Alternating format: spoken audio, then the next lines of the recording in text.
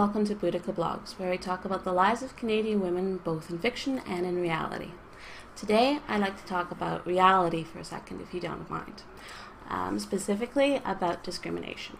We hear the word discrimination and prejudice a lot in today's society, whether it be on the internet, on Facebook, in the news, on the newspaper.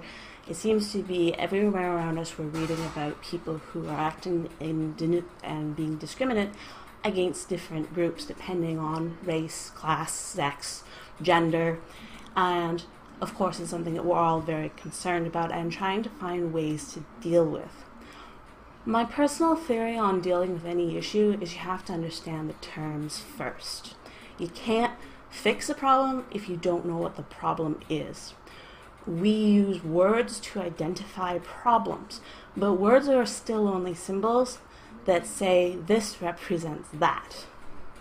Call this a pen, but so the word pen represents this object. But the word pen isn't actually a pen. This is a pen. The same thing's true with power words such as discrimination. So, on my blog on BoudicaVlogs, I gave the definition of discrimination in specific. But to put it generally, to discriminate is to notice a difference between two items. Discrimination is when that noticing of difference leads to harmful treatment based on the differences perceived. So for example, I look at these two pens. I differentiate or discriminate that this is blue and this is orange. And I may make a choice when I am writing to choose to write with a blue pen or an orange pen. Now, no one's getting hurt by me making that choice. However, if I was an employer and the choice was, do I hire someone who is black or someone who is white, that is discrimination. And of course, it's discrimination technically on both sides if that's the reason that you're making the choice, which shouldn't happen. You should be making those choices based on actual abilities, skills, education, and the ability to get the job done. People use the word discrimination in times when they're being inconvenienced, not when there are harmful effects. For example, a male goes into a store. He's not wearing a shirt. The store manager asks him to leave or to put on a shirt. He claims he's being discriminated against. No, that's not discrimination. Inconvenience is not harmful. It may be annoying, but it's not harmful. You're also talking about societal norms that are not overall harmful. Now, some societal norms we have to fight against, we have to change. For example, segregation used to be a societal norm, and we fought against it because it had a harmful effect.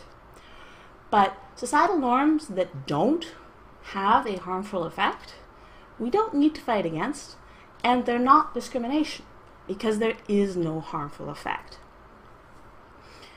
The problem and the reason that this misunderstanding concerns me is when you start to use words like discrimination for situations that really don't merit it, you take away the power from that word. You stop making it an issue if you make it apply to everything. So please use the word discrimination accurately and also realize that to discriminate in and of itself is not a bad thing. Saying this is blue and this is orange is not wrong. Same thing with people of different cultures. Acknowledging the fact that your friend comes from a different culture is being respectful of your friend. It's not being discriminatory. Unless you're putting it down. If you're insulting it, then yes, you're not respecting your friend's culture. So this is my little discriminatory definition, if you will, that I hope helps clarify any confusion that might exist. If you like this video, please click like or subscribe if you really like it. I post every Tuesday and Friday, so I have a growing list of videos available for your pleasure. I do apologize, I was unable to post a video last week. I caught sick and was unable to post, but I'm back and on schedule again. So I wish you happy reading. Speaking of reading, if you want to read the written out blog about discrimination, where I give the precise definitions, the link is down below in the comments section. So anyway, thank you again for watching, and remember, you're all beautiful.